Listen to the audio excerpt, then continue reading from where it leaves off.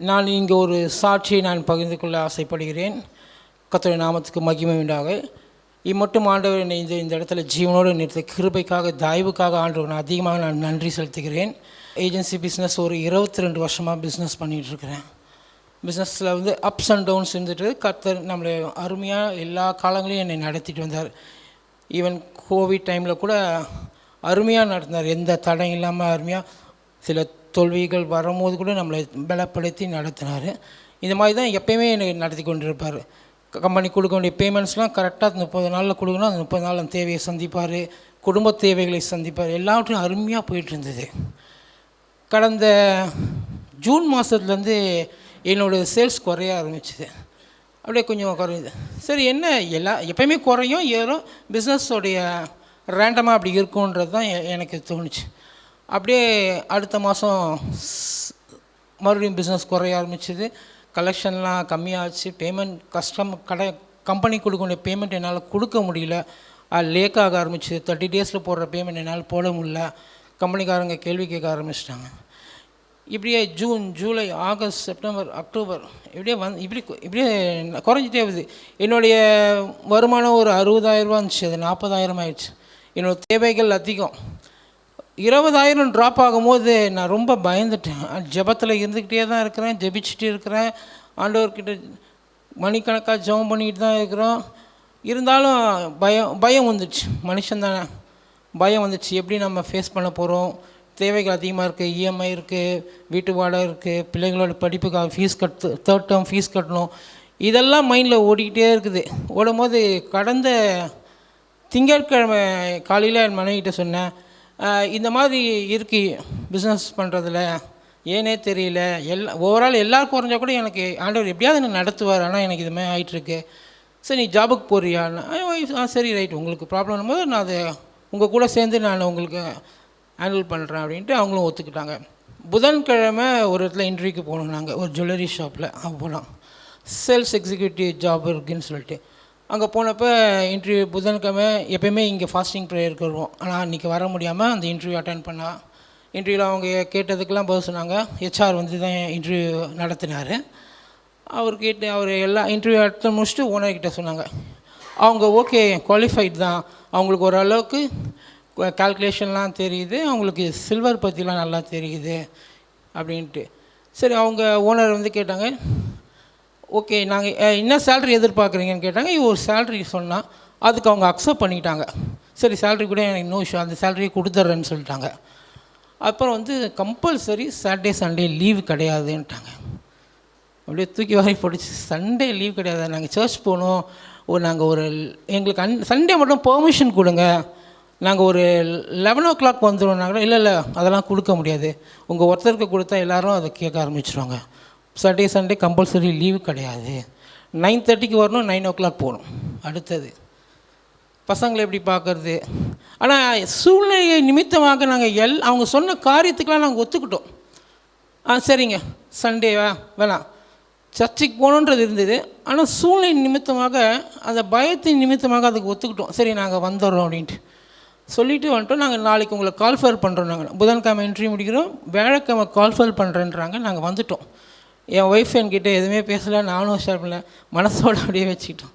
மறுநாள் வியாழக்கிழமை நான் காலைல 5 மணிக்கு ப்ரேயரில் உட்காருவேன், 5:30 முடிப்பேன். அதுக்கப்புறம் வாக்கிங் போவேன். ப்ரேயரை முடிக்கிறேன். ஆண்டவர் என்னோடு பேசினார். என்னோடய குறைன்னு கூட சொல்ல மாட்டேன், என்னுடைய ஒரு பாவத்தை எனக்கு ஆண்டவர் ஞாபகப்படுத்தினார். கடந்த பிப்ரவரி மாதம் என்னுடைய சப்ளையர் ஒருத்தர் வந்து கொஞ்சம் ஃபினான்ஷியலாக டைட்டாக இருக்குது, எனக்கு எங்கேயாவது இன்ட்ரெஸ்ட்க்கு வாங்கி கொடுங்கன்னாரு. சரி, வாங்கி தரேன்னு சொல்லி ஒரு இடத்துலேருந்து நான் அவருக்கு வாங்கி கொடுத்தேன். அவர் 3% இன்ட்ரெஸ்ட் போட்டார். 22 வருஷமாக தொழிலில் இருக்கிற எனக்கு 3% இன்ட்ரெஸ்ட் எவ்வளோ அதிகம்னு தெரிஞ்சு அவர்கிட்ட அந்த 3% வாங்கி அது கூட 2% வச்சு நான் கொடுத்துட்டேன். 2% இன்ட்ரெஸ்ட் காசுப்பட்டு அவருக்கு அதை கொடுத்துட்டேன். அது மிகப்பெரிய பாவன்றது பிப்ரவரியில் பண்ண. மார்ச், ஏப்ரல், மே, ஜூன் இந்த எந்த மாதத்துலேயும் நான் உணரலை. கடவுள் எனக்கு அன்றைக்கி அதை உணர்த்தினார், என்னோட பேசினார். அந்த வட்டிக்கு நான் ஆசைப்பட்டு நான் பண்ணதை என்னை உணர்த்தினார். அந்த செகண்டே நான் ஒப்புரவாய் ஆண்டவர்கிட்ட நான் ஜெபம் பண்ணி அப்போவே நான் என்ன இன்ட்ரெஸ்ட் வாங்கணும் அந்த இன்ட்ரெஸ்ட்டோட அதிகமான அமௌண்ட் அவருக்கு அமுச்சிட்டு, அவருக்கு எத்தனை காலையில் 6 மணிக்கு ஃபோன் பண்ணுறவருக்கு, அவர் என்ன அமௌண்ட் அமுச்சிருக்கீங்கண்ணா? இல்லை இல்லை, அது மாதிரி விஷயத்த சொல்லி நான் ஒப்புராகி அவர்கிட்ட மன்னிப்பு கேட்டேன். இதுலேயும் ஆண்டவர் எனக்கு நினைவு கூட்டினார். இந்த விஷயத்த நான் செஞ்ச பாவத்தை உணர்த்தி நான் அவர்கிட்ட மன்னிப்பு கேட்டேன். சாரிங்க, நான் இது மாதிரி பண்ணது தவறு. அது இல்லாமல் அவர் ஒரு 60+ அவர்.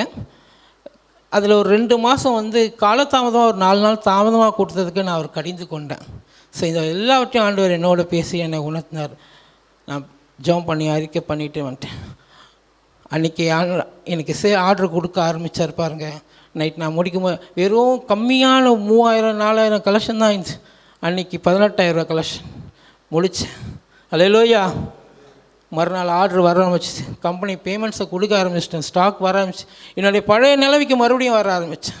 இன்றைக்கி வியாழக்கிழமை, அடுத்த நாள் வெள்ளிக்கிழமை அதே தான் வருது. வெள்ளிக்கிழமை காலைல நான் வந்து மறுபடியும் ஜெபம் பண்ணுறதுக்கு முன்னாடி ப்ரஷ் பண்ணுறதுக்காக நிற்கிறேன். என் வீட்டில் ப்ரஷ் பண்ணுறதுல ஒரு மிரர் கேபின் இருக்குது. அந்த மிரர் கேபினில் நான் பல் வளர்க்கும் போது அழுகுறேன். ஏன் அழுகுறேனாக்கா, என் மகனை குறித்து அழ ஆரம்பிச்சிட்டேன்.